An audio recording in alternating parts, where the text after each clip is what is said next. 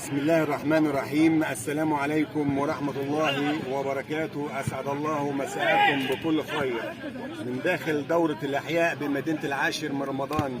يسعدني أن ألتقي مع حضراتكم ومع رئيس اللجنة المنظمة الكابتن أبو عصام المنوفي والكابتن عيد ضاحي رئيس لجنة الحكام بالدورة، ونتحدث اليوم مع حضراتكم عن تنظيم الدورة ودورة مركز الشباب الأحياء التي تعتبر الأولى على مستوى مدينة العاشر من رمضان لإحياء الأحياء الجديدة التي كانت مهمشة من قبل، ومشاركتها في دورة العاشر من رمضان على مستوى المدينة ككل. كابتن أبو عصام، يعني تقولي النهارده للسادة المشاهدين عن تنظيم الدورة وعن الفرق المشاركة في الدورة.